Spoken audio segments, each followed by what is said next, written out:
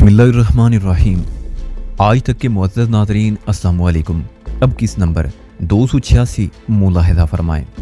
अच्छा हुआ तुम खुद ही उठ गए, वरना मैं सोच रहा था तुम्हें जगाना पड़ेगा। क्यों, कोई खास बात? भैया कहते उसके करीब ही दूसरी कुर्सी पर बैठ गया। वो मुस्कुराते हुए बोला, सबसे अहम बात तो ये है कि खाने का वक्त है और मुझे ठीक ठाक भूख लग रही है। खाने के दौरान में दूसरी खास बातें भी हो जाएंगी। एक लम्हे के तवक्कुफ से उसने इजाफा किया, वैसे तुम्हारे लिए सबसे खास इतला ये है कि आज शाम 6 बजे गौरी साहब यहाँ पहुँच रहे हैं। उन्होंने वहाँ से रवाना होने से पहले फ़ोन किया था। तुम उस वक्त सो रहे थे, मैंने तुम्हें जगाना मुनासिब नहीं समझा। वैसे मैंने गौरी साहब को गुज़िश्ता रात वाली कार्रवाई के बारे में बता दिया है। वो हमारी कारकर्दगी पर बहुत खुश हैं। अलबत्ता मियाँ जायद के निकल जाने का उन्हें खासा अफसोस है। हाँ शाह जी, अफसोस तो मुझे भी है, मैंने गंभीर लहजे में कहा। और मेरे तस्वुर में वो तमाम मनाजिर घूम गए जो डिफेंस के बंगला नंबर B38 में देखने को मिले थे। कबीर शाह ने कहा, तुम फिक्र ना करो वजदान, वो ज्यादा देर तक हमसे दूर नहीं रह सकेगा। हमें जायद हुसैन के गुलशन वाले ठिकाने का पता चल चुका है। आज रात हम वहाँ रेड करेंगे। बास भी जब तक जहाँ पहुँच चुके होंगे उनका मशवरा इस सिलसिले में हमारे लिए मुफीद साबित होगा। ठीक कह रहे हो, मैंने तायदी अंदाज में कहा। शोएब हमारी बेहतर तौर पर रहनुमाई कर सकता है। मैं यहाँ जायद हुसैन की तलाश में एक नहीं 1000 बल्कि 1,00,000 अड्डों और ठिकानों पर जलगार कर सकता हूँ। वो पाताल में भी छुप बैठा तो मैं उसे दुम से पकड़कर खींच लूंगा। वो संजीदगी से बोला, मैं तुम्हारे जज्बात की कदर करता हूँ शाह जी। मैंने एक फौरी ख्याल के तहत कहा, B38 में हम अपने आदमी फरख खान को भी बांध कर छोड़ आए हैं। उसका पता नहीं क्या बना होगा। वो हर किस्म के हालात से निमटने का माहिर है। वो बोला, वहां से हमारी रवानगी के बाद फरख और दीगर मुलाजमीन ने किसी न किसी तरह खुद को उन बंदिशों से आजाद करा लिया होगा। मेरा ख्याल है शाकर अली की चीखों पुकार पर वो उन दोनों को बाथरूम से बाहर ले आए होंगे। कबीर शाह ने एक लम्हे को खामोश होकर कहा, फिर मानी खेज अंदाज में बोला, पता नहीं शाकर अली ने अपने बास की पेश की अदाई का हक वसूल किया होगा या नहीं। मैं समझ गया, उसका इशारा अशर खेज बदन की मालिक काल गर्ल रक्षी की जानिब था। मैंने रक्षी को माजूर शाकर के साथ बाथरूम में बंद किया था। रक्षी और उसके दोनों साथियों नारश और सुरला को एडवांस पेमेंट पर वहां लाया गया था। कबीर शाह के साथ मैंने वाजबी सा लंच किया, उसकी वजह सुबह वाला तगड़ा नाश्ता भी था। इस वक्त मुझे कोई खास भूख नहीं थी। खाने के बाद चाय का दौर चला, फिर मैं कबीर शाह से आराम करने का कहकर अपने कमरे में आ गया। हराम तो मैं अच्छा खासा कर चुका था। इस वक्त मैं दरअसल साहिल को फोन करना चाहता था। कमरे के अंदर मुझे मुकम्मल प्राइवेसी मुयस्सर आ जाती। साउथ में शाम से पहले मेरे लिए कोई मसरूफियत नहीं थी। शोएब गौरी शाम 6 बजे आ रहा था, जिसका मतलब था वो पाकिस्तानी वक्त के मुताबिक सुबह 10 बजे के करीब जहाज में सवार हुआ होगा। कराची और मॉरिशस के दरमियान कमोबेश 8 घंटे की फ्लाइट थी। मैंने मिराज बाकर के बंगले का फोन नंबर पंच किया। तीसरी घंटी पर दूसरी जानिब से रिसीवर उठा लिया गया। वो वाजिद था। मैंने रस्मी अलैक्स के बाद उससे साहिल से बात कराने को कहा। वो बोला, मिस्टर वैदान, वो तीनों निकली हुई हैं शॉपिंग वगैरह के चक्कर में। उनकी वापसी का इम्कान कब तक है? मैं यकीन से तो कुछ नहीं कह सकता। वो तामल करते हुए बोला, अगर आप कहते हैं तो मम्मी से पूछकर बताता हूँ। मैंने कहा, इसकी जरूरत नहीं, तुम्हें ये तो मालूम होगा कि वो कब से गई हुई हैं। नहीं, ये भी मालूम नहीं, उसने माजरत अमेज अंदाज में जवाब दिया। मैं भी थोड़ी देर पहले कॉलेज से आया हूँ, वो मेरी आमद से पहले ही जा चुकी थी। अच्छा ठीक है, मैं बाद में फोन करूंगा। मैंने कहा, कोई खास बात थी मिस्टर वैदान? नहीं, बस ऐसे साहिल की खैरियत मालूम करने के लिए फोन किया था। खैरियत के सिलसिले में तो आप बिल्कुल बेफिक्र रहे। ये मिनास बाकर का बंगला है। वो फखरिया लहजे में बोला, हाँ वो तो है, मैंने कहा और इख्तितामी कलिमात अदा करने के बाद रिसीवर रख दिया। वाजिद ने बड़े फखरिया अंदाज में मुझे बताया कि वो मिनास बाकर का बंगला था। ये एक बेटे का अपने बाप पर मजबूत एतमाद था। मुझे खुशी हुई क्योंकि आजकल की औलाद के रवैये बहुत बदल गए हैं। वो अपने वालिदैन पर फख्र करने की बजाय एतराज़ात करते रहते हैं और हर लम्हे उनकी गलतियां और कोताहियां गिनवाने में मसरूफ रहते हैं। मैं साहिल के बारे में सोचने लगा। उन दिनों मिनास बाकर के घर में शबाना की शादी का हंगामा चल रहा था। 2 हफ्ते बाद उसकी शादी थी। मुमताज उसकी शादी में शिरकत के लिए ही नबी सर से कराची पहुंची थी। जब हमारी उसे एक रेस्टोरेंट में इत्तफाकिया मुलाकात हुई तो उस वक्त भी शबाना के साथ शॉपिंग के लिए निकली हुई थी। ऐसा सोचते हुए मेरा ध्यान उन 2 लफंगों की तरफ चला गया जो खुद को फ्री लांसर कहलाते और किराए पर मुख्तलिफ जुर्म करते थे। B38 के किसी महमूद लासानी नामी सियासतदान ने उन्हें मुमताज का खोज लगाने पर मामूर किया था। हज़ाम मुझे पता चला B38 में मियाँ जायद हुसैन रहता था। गुज़िश्ता रात हमने मज़कूरा बंगले पर हमला करके अपने दुश्मनों को अच्छा खासा नुकसान पहुंचाया। ताम मियाँ जायद हमें धोखा देने में कामयाब रहा। फ्रीलांसर गुंडे वकार ने मुझे बताया कि वो दोनों महमूद लासानी के इमा पर माधुरी डिक्शेट यानी मुमताज का ताकुब कर रहे थे, तो मैं उस मामले को समझ नहीं सका था। फिर गुज़िश्ता रात मैंने B38 में तारा की झलक देखी तो सारी बात पूरी वजाहत के साथ मेरे जहन में उतर गई थी। तारा मुमताज की जानिब से उधार खाए बैठा था। उसका खोज निकलवाने के लिए कुछ भी कर सकता था। मुमताज की मजबूत गवाही पारी वो और उसका जोड़ीदार वडेरा अकबर सुमरू पुलिस की तहवील में गए थे। तारा को कराची में देखकर मुझे हैरत हुई थी क्योंकि उनका जुर्म ऐसा नहीं था कि इतनी जल्दी छूट जाते। बहरहाल जहाँ की पुलिस और कानून के चमत्कार में कदम कदम पर देख चुका था। तारा के ख्याल आते ही मैं बेचैन हो गया। गुज़िश्ता रात वो B38 गुलशन इकबाल चला गया, इसलिए वो मेरे हाथ से बच गया। और सबसे अहम बात जो मुझे मालूम हुई वो ये कि उसके साथ चौधरी नवाज़ अली का बेटा फैसल भी था। उसे जख्मी हालत में पुलिस के हवाले किया गया था, लेकिन बाद में उसे बिल्कुल ठीक ठाक और चाकू चौबंद देखा था। उसका एक ही मतलब था कि वो पूरी तरह फिट होकर मैदान में उतर आया था। ये मेरे लिए एक सनसनीखेज इतला थी। मैं बिस्तर पर नीम दराज ये बातें सोच रहा था, लेकिन दिल साहिल की तरफ ही लगा हुआ था। जब बेकली बड़ी तो मैं कमरे से बाहर निकल आया। मैंने सूद के कायम मुकाम करता धरता कबीर शाह से कहा कि थोड़ी देर के लिए मैं बाहर जाना चाहता हूँ। क्या तुम अकेले जाना चाहते हो? उसने पूछा। क्या मेरे तनहा जाने में कोई कबाहत है? नहीं, ऐसी तो कोई बात नहीं, वो गड़बड़ा कर बोला। मैं तो तुम्हारी हिफाजत के ख्याल से पूछ रहा था। मैंने मुस्कुराते हुए कहा, शुक्रिया दोस्त, मैं ज्यादा दूर नहीं जाऊंगा और मैं अकेले ही जाना चाहता हूँ। वो इस बात में सारी लाते हुए बोला, वापसी कब तक होगी? जल्दी आ जाऊंगा। मैंने कहा, तुम्हें ये तो याद होगा कि बास 6 बजे की फ्लाइट से कराची पहुंच रहे हैं। 7:30 बजे वो बंगले पर होंगे। मैं उन्हें लेने एयरपोर्ट जाऊंगा। कबीर शाह ने याद आने के तौर पर कहा, जब तक तुम वापस आ ही चुके होगे। आखिरी जुमला उसने सवालिया अंदाज में अदा किया। मैंने कहा, जरूर। 7:30 बजने में अभी कम से कम 4 घंटे बाकी हैं। मैं उससे पहले ही तुम्हें साउथ में मौजूद मिलूंगा। तुम्हें इस सिलसिले में फिक्रमंद होने की जरूरत नहीं। वो मुतमईन हो गया। मैं अपनी नीली शहराड में साउथ के लिए रवाना हो गया। ये गाड़ी शोएब गोरी ने मुझे दोस्ती की खुशी में बतौर तोहफा दी थी, जिसका नंबर भी इंतहाई आसान था। मैंने मस्जिद वाले पार्क से शहराड को टर्न किया और national highway main Korangi road पर आ गया। इस वक्त मैं डिफेंस फेज 1 और 2 के दरमियान से गुजर रहा था। कश्मीर कॉलोनी के सिग्नल से मैंने गाड़ी को मेन इत्तेहाद पर डाल दिया। ये खियाबान सीधी सी व्यू को जाती थी। 15-20 मिनट बाद मैं मिनास बाकर के बंगले पर पहुंच गया। मिनास इस वक्त घर पर ही था। उसने मुझे ड्राइंग रूम में बिठाया। उसकी ज़बानी मुझे मालूम हुआ कि वो तीनों साहिल, मुमताज, शबाना अभी तक शॉपिंग से वापस नहीं आई। मैंने मिनास से पूछा, वो कितने बजे की गई हुई है? मेरी वाइफ बता रही थी वो लगभग 11 बजे घर से निकली थी। 11 बजे? मैं चौंक उठा, फिर रेस्ट वॉच पर निगाह डालते हुए कहा, इस वक्त 4 बजने वाले हैं। इसका मतलब है वो कमोबेश 5 घंटे से बाहर है। फिर मैंने मिनास की तरफ देखते हुए इस्तरारी लहजे में कहा, it is too much Manas साहब। हाँ, अब तो मुझे भी तशवीश हो रही है। वो फिक्रमंदी से बोला, खासतौर पर इस सूरत में कि शबाना ने इसी दौरान में कोई फोन भी नहीं किया। अगर उसे घर से ज्यादा देर बाहर रहना पड़ता है तो घंटे 2 घंटे बाद वो ये एक आध बार जरूर रिंग कर देती है। मैं साहिल के लिए ज्यादा फिक्रमंद हो गया। इस वक्त घर में मिनास और उसकी मफलूज बेगम के सिवा और कोई भी नहीं था।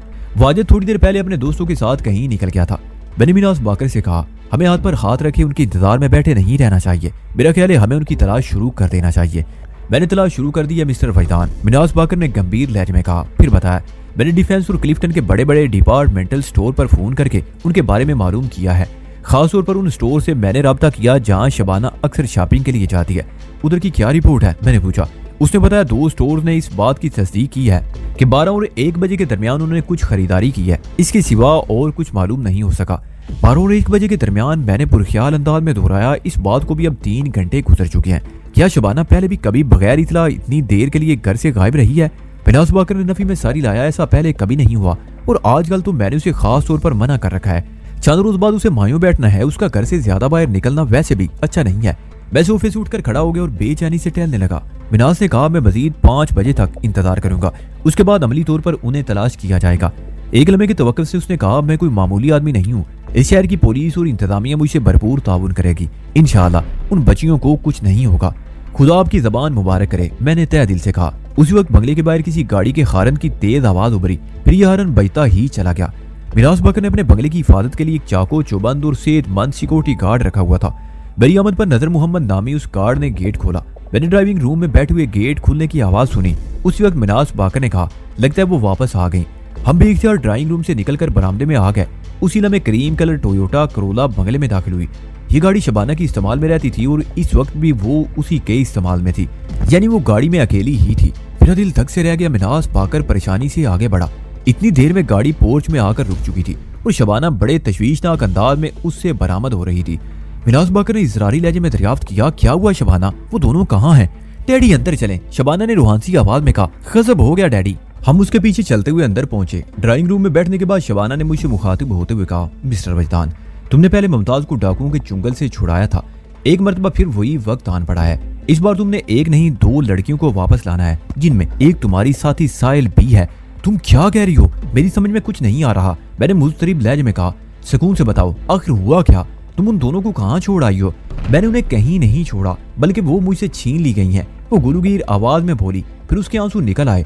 मिनास बाकर ने एक ऊंची क्वालिटी के डिपार्टमेंटल स्टोर का नाम लिया और कहा, बेटी 1 बजे तो तुम वहाँ शॉपिंग कर रही थी, उसके बाद कहाँ चली गई थी?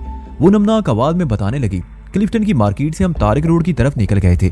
कुछ देर वहाँ शॉपिंग करते रहे, फिर एक चाइनीज रेस्टोरेंट में लंच करने के बाद हम बहादुराबाद चले गए। वहाँ भी चंद काबिले जिक्र बैनुल-अक़वामी मियार के स्टोर खुले हैं। बस वहीं यह हादसा पेश आ गया। मेरी इस्तफसार पर शबाना ने बताया कि वो एक डिपार्टमेंटल स्टोर से निकलकर अपनी गाड़ी में बैठी थी कि 2 डाटा पोश अफराद ने उन्हें गन पॉइंट पर रख लिया। उनके हाथों में खौफनाक नाल वाली क्लाशनकोव्स थी, जिनका रुख गाड़ी की अकबी निशस्त की तरफ था जहां साहिल और मुमताज बैठी हुई थी। एक गनबरदार ने उन्हें फौरन गाड़ी से नीचे उतरने को कहा। मैंने मुजाहमत करना चाहिए तो एक ने मुझे गलीज गाली देते हुए फुनकार कर कहा, चुपचाप बैठी रहो, खुदा का शुक्र करो कि हम तुम्हें जिंदा सलामत छोड़े जा रहे हैं, वरना तारा के दुश्मनों को पनाह देने वालों को भी हम हकीर चींटियों की तरह मसल दिया करते हैं। तारा के नाम ने मेरे जहन में खलबली मचा दी। मैंने इस्तराब की इंतहा को छूते हुए कहा, क्या उन्होंने वाकई तारा का नाम लिया? मुझे अपनी समात पर पूरा भरोसा है। वो तेकन से बोली, फिर कहा, फैजान क्या ये वही तारा तो नहीं जिसे मुमताज के वालिद ने पुलिस के हवाले किया था? हाँ बिल्कुल वही है, मैंने दांत कुचकुचाते हुए कहा।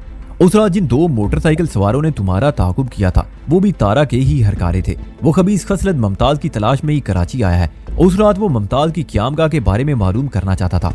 तुम्हें ये सब बातें कैसे मालूम हुई? मेरे अपने जराए हैं मालूमात हासिल करने के, मैंने कहा। बिनास ने पूछा, मिस्टर वहीदान, जब तुम्हें इतनी अहम मालूमात थी तो तुमने मुझे क्यों नहीं बताया? मैं अपने दोस्त काजी सुल्तान को क्या मुंह दिखाऊंगा? उसके अंदाज में अचानक बरहमी उतर आई। मैंने उसकी नाराजगी का बुरा मनाए बगैर कहा, अंकल पहली बात तो ये कि ये मालूमात मुझे आज ही सुबह हासिल हुई है। मैंने दानिशा उससे ये छोटा सा झूठ बोला था। और दूसरी बात ये कि आप मुमताज के सिलसिले में बिल्कुल परेशान ना हो। मुमताज के साथ साथ मेरी अजीज तरीन हस्ती भी अगवा हुई है। मैं उन दोनों की तलाश के लिए अपनी हस्ती दाव पर लगा दूंगा। तारा मुझसे बचकर नहीं जा सकता। फिर मैं शबाना की जानिब मुतवज्जो हो गया। तुम तारा के भेजे हुए डाटा पोश अगवा कुंदगान के बारे में बता रही थी। उसने बताया। मुझे खामोश रहने की धमकी देने के बाद उन्होंने मुमताज और साहिल को गन पॉइंट पर गाड़ी से नीचे उतार लिया। फिर बड़ी तेजी से वो उन्हें मेरी गाड़ी के आगे खड़ी स्याह लैंड क्रूजर में बिठाकर वहां से रवाना हो गए। लैंड क्रूजर के तमाम शीशे स्याह थे, मैं देख नहीं सकी जीप में और कौन मौजूद था। विंड स्क्रीन इस जाविये से मुझे दिखाई नहीं दे रही थी। स्याह लैंड क्रूजर ने तारा पर मेरा शक और पुख्ता कर दिया। वो गुज़िश्ता रात एक स्याह लैंड क्रूजर ही में फैसल के साथ B38 से रवाना हुआ था। उसकी मंजिल शाकर अली की जबानी मुझे गुलशन इकबाल के एक बंगला मालूम हुई थी। मिनाज बाकर ने अपनी बेटी से पूछा, बहादुराबाद में ये वाकया किस जगह पेश आया? मेन बहादुराबाद में, वो शिकस्ता लहजे में बोली। फिर लोकेशन की वजाहत करने लगी। वकूए का वक्त उस वक्त लगभग 3:15 बजे था। मैंने कहा, अंकल मैं बहादुराबाद कई मरतबा जा चुका हूँ। वो इलाका तो खासा बारूनक है। फिर दिन में 3:15 बजे तो वहाँ की रौनक भीड़ का मंजिर पेश कर रही होती है। दिन दिहाड़े अगवा की वारदात का मतलब तो यही है कि मियाँ तुमने दुनिया देखी होगी लेकिन पाकिस्तान को पहली मरतबा देख रहे हो। बिनास बाकर ने गहरी संजीदगी से कहा, यहाँ दिन दिहाड़े और रात पिछाड़े में कोई फर्क नहीं। जहाँ का कानून और जराइम की नोयत बहुत अनोखी और निराली है। फिर वो टेलीफोन की तरफ बढ़ गया और नहायत ही तहम्मुल के साथ बड़े बड़े पुलिस ऑफिसर से राब्ते करने लगा। उसके अंदाज का ये ठहराव शायद इसलिए भी था कि उसकी अपनी बेटी बाखैरियत वापस कर पहुंच गई थी, या मुमकिन है वो हर किस्म के क्राइसिस में इसी सब्र बर्दाश्त का मुजाहरा करता हो। लेकिन मैं उससे ऐसा नहीं हो सकता था। साहिल के अगवा का सुनते ही मेरे तन बदन में चिंगारियां सी भर गई थी। मुझे अपना वजूद भुनता हुआ महसूस हो रहा था। मैं इत्मीनान से बैठकर टेलीफोनिक राब्तों के असरात और नताइज का इंतजार नहीं कर सकता था। मैं जा रहा हूँ अंकल, मैंने खड़े होते हुए फैसला कुन लहजे में कहा। इंशाअल्लाह बहुत जल्द मैं आपको एक बहुत बड़ी खुशखबरी सुनाऊंगा। तुम जा कहाँ रहे हो? उसने ताज्जुब से पूछा। ये तुम्हें खुद भी नहीं जानता, मैंने गोलमोल जवाब दिया और उसकी बात सुने बगैर बंगले से बाहर निकल आया। ये सवालों जवाब का वक्त नहीं था कि मैं वहां बैठकर मिनास बाकर से तवील मुनाजरा करता। अमल की इस वक्त का एक लम्हा जाया करना मेरे नजदीक गुनाह कबीरा से कम नहीं था। वो बंगला नीपा चौरंगी और हसन स्क्वायर के दरमियान पोश इलाके में वाक़ था। मैं आंधी और तूफान की रफ्तार से शहराड को दौड़ाते हुए यहाँ पहुंचा। अगर मेरे पास कोई हवाई सवारी होती तो मैं बिला दरीग उसका इस्तेमाल करता। साहिल के अगवा ने मुझे वहशत में मुब्तला कर दिया। मैं उस वक्त खुद को जुनूनी कैफियत में महसूस कर रहा था। गाड़ी को मैंने बंगले के सामने सड़क के किनारे रोका और गेट के पहलू में नस्ब इतलाई घंटी पर उंगली रखकर भूल गया।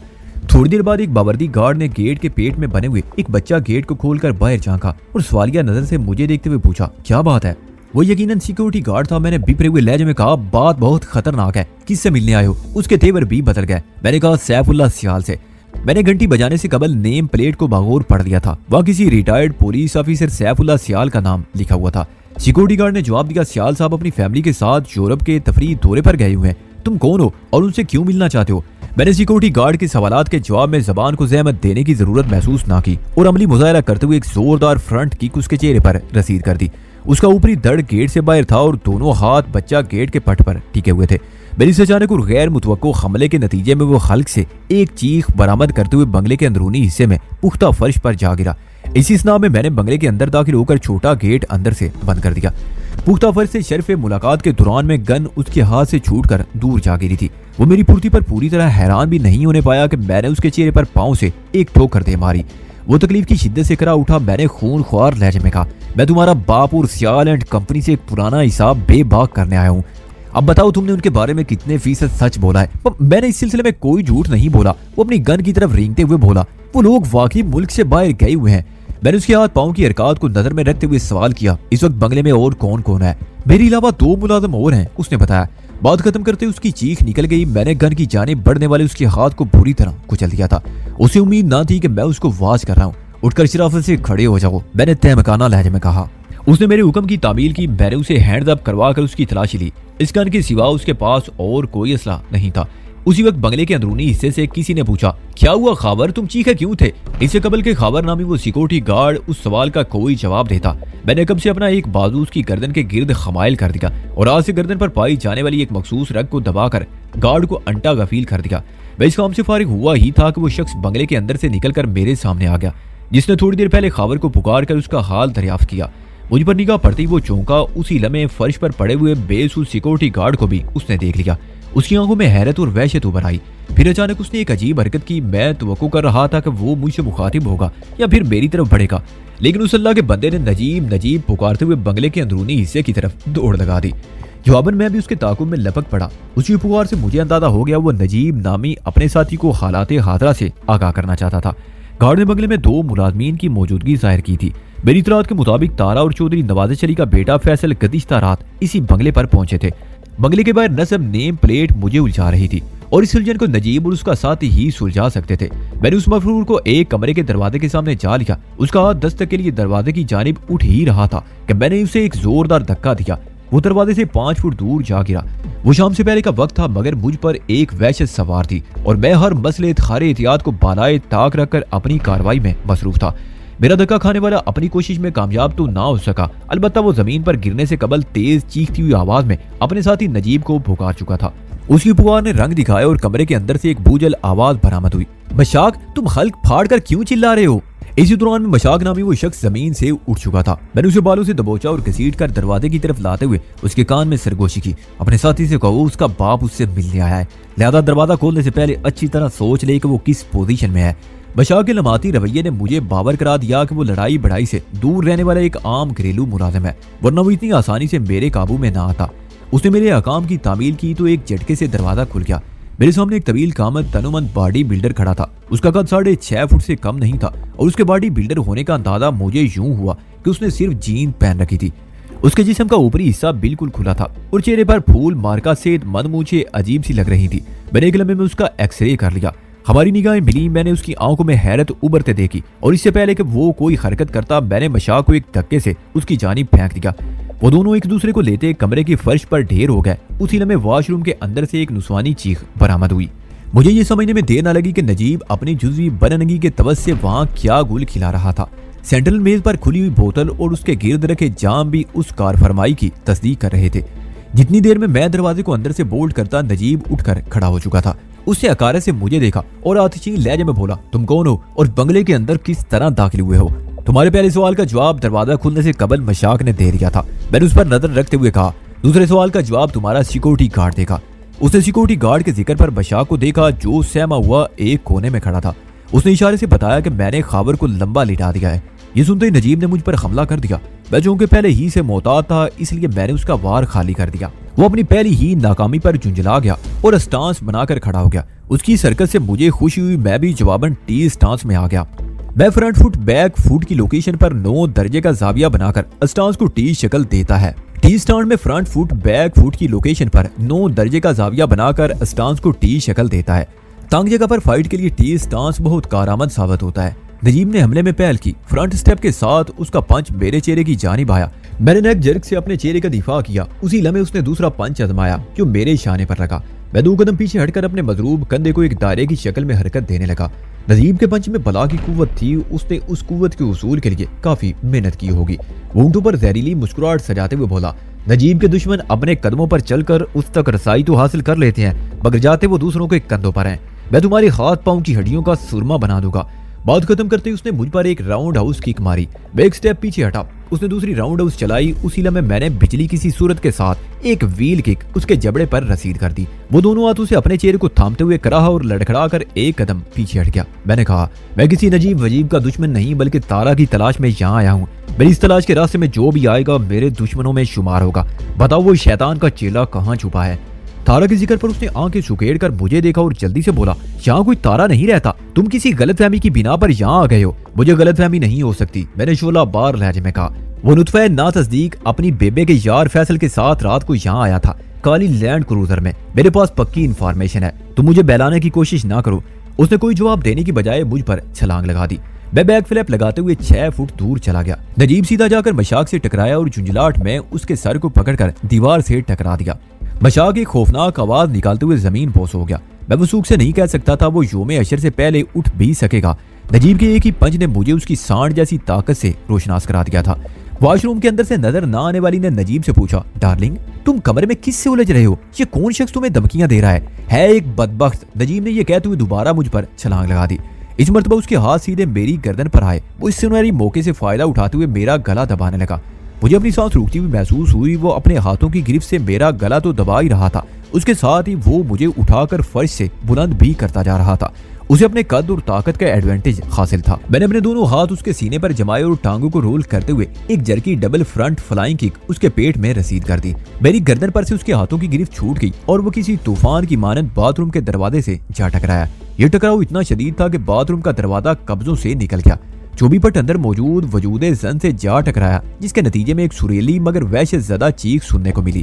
मेरी निगाह ने उस कर्मनाक आवाज का ताकुब किया और उस बाथरूम के अंदर उस मखजूम मखरज तक जा पहुंची। एक उस शक्ल की लड़की बदन पर तौलिया लपेटे बाथरूम के फर्श से उठने की कोशिश कर रही थी और इस मुस्तरिब कोशिश में वो तौलिया उसके बदन पर से बार बार फिसल रहा था। वो 22-23 साल की बड़े बड़े जिस्म की लड़की थी। सूरत की कमी को उसके बदन ने पूरा कर दिया था। उस पर ज्यादा देर तक नजर जमाए रखना आसान काम नहीं था। लड़की से पहले नजीब संभल गया और एक धक्के से उसे पीछे हटाते हुए वो बाथरूम से बाहर आ गया। मैं पूरी तरह उसकी जानिब मुतवज्जो हो गया। बाहर खाने के बाद उसने एहतियात का दामन खास से छोड़ दिया और वहशियाना अंदाज में मुझ पर हमलावर हुआ। मैं उसके फाइटिंग स्टाइल से समझ गया कि वो सेम कॉम्बिनेशन का आदी था, यानी जगह बाद दीगरे वो अपने हाथ और पाँव के अटैक को दोहराता था। लेफ्ट राउंड उस किक के बाद राइट राउंड उस किक और राइट पंच के बाद लेफ्ट पंच। इस मरतबा उसने मुझे बैक किक मारी। मैंने ज़हन में कैलकुलेट किया लेफ्ट बैक के बाद वो राइट बैक मारेगा। चुनाचे उसके अमल से पहले ही मैंने उसकी पुश्त पर फ्रंट थ्रस्ट किक जड़ दी। इस किक में बेपनाह पुश शामिल था। वो किसी बेल ट्रेन की इंजन की तरह रवाना हुआ और कमरे की दूसरी दीवार से जा टकराया। उसकी जगह अगर कोई आम जुस्से का फाइटर होता तो कमर पकड़कर बैठ जाता, लेकिन वो किसी गैंडे से कम नहीं था। दीवार से टकराव के नतीजे में वो कैरम के स्ट्राइकर के मानंद वापस पलटा और जंगली बैंसे की तरह फुनकारता हुआ मेरी जानिब आया। मैं उसके लिए बिल्कुल तैयार खड़ा था। वो मेरे नजदीक आकर एक लम्हे को रुका, फिर उसने एक लोअर किक मार दी। मैंने एक कदम पीछे हटाया और उसने अचानक राउंड हाउस किक उठा दी। मैं एक कदम आगे आया, नतीजे में उसकी किक मेरे कंधे पर होल्ड होकर रह गई। मैंने उसकी रान पर दोनों हाथों का पुश आजमाया। वो पुश के बल जमीन पर जा गिरा। इस मर्तबा उसे उठने में चंद सेकंड लगे। इसी दौरान में बाथरूम वाली लड़की मुनासिब लिबास पहनकर बाहर आ गई। तब वो इस अफरा तफरी से बुरी तरह खौफजदा थी। मैंने गुर्राते हुए उसे हुक्म दिया, एक तरफ आराम से खामोश होकर बैठ जाओ, तुमसे मैं बाद में बात करूंगा, पहले इस सूरमा से निपट लूं। उसने नायत फरमाबरदारी से मेरे हुक्म की तामील की। मैं नजीब की जानिब मुतवज्जो हो गया। उसने मेज पर से पीतल का एक गुलदान उठा लिया और हमलावर होने वाले अंदाज में मुझ पर झपटा। मैं पलक झपकने में जमीन पर बैठ गया। वो अपनी जोंक में आगे को झुक गया। उसका झुका हुआ बदन मेरे सर के ऊपर था। मैंने उसकी जीन्स की बेल्ट में हाथ डाला, दूसरा हाथ मैंने उसकी बगल में दिया और किसी अव्वल दर्जे के वेट लिफ्टर की तरह एक झटके से उठाकर उसे सर से बुलंद कर लिया। वो फजा में हाथ पांव चलाने लगा और मुझे मुगल्लज़ात में तोलने लगा। मैंने उसे पंखे की पंखड़ियों की तरह गोल घुमाना शुरू कर दिया। मुझे गालियां देते उसने एक जनाना हरकत की। अपने सर को झुकाकर उसने बगल में मौजूद मेरे हाथ की खलाई पर दांत जमा दिए। तकलीफ की शिद्दत एक लहर बनकर मेरे वजूद में तैर गई। मैंने उस कम ज़र्फ को सेंट्रल टेबल पर पटक दिया। छनाके की एक तेज आवाज के साथ ग्लास टॉप टेबल चकनाचूर होगी। उस पर रखे हुए जाम भी किरचियों में बदल गए। नजीब टेबल के फ्रेम में किसी घायल तस्वीर की मानंद लेट गया। शीशे के तेज और नुकीले टुकड़े उसके बरना वजूद में दर्जनों की तादाद में बेबस हो गए। जिस्म का ज़ेरी हिस्सा भी महफूज नहीं रहा। सबसे ज्यादा क़यामत उसके चेहरे पर गुजरी मुतअद्दिद मुकामात से खून रिसना शुरू हो गया था। मैंने चंद में नजीब के उठने का इंतजार किया, लेकिन मेरा ये इंतजार बेसुध साबित हुआ। वो जिंदा था मगर हिम्मत और हौसला हार बैठा था। किसी फाइटर और जंगजू के पास सबसे कीमती सरमाया उसकी हिम्मत और हौसला ही होता है। अगर वो भी हार बैठे तो फिर जिस्मानी ताकत, असला और फाइटिंग टेक्निक सब बेकार साबित होती हैं। मैंने उखड़ी उखड़ी सांस लेते हुए नजीब को बेज के दाती फ्रेम से खींचकर बाहर निकाला और फर्श के कालीन पर चारों खाने चीट डालकर उसके सीने पर सवार हो गया। फिर मेरा हाथ अपनी पिंडली की जानिब रींग गया, जहां चर्मी केस में 8 इंच तवील फल वाला एक कातिल खंजर हमेशा मौजूद रहता था। ये इम्तियाज की निशानी थी, उसकी एक याद थी।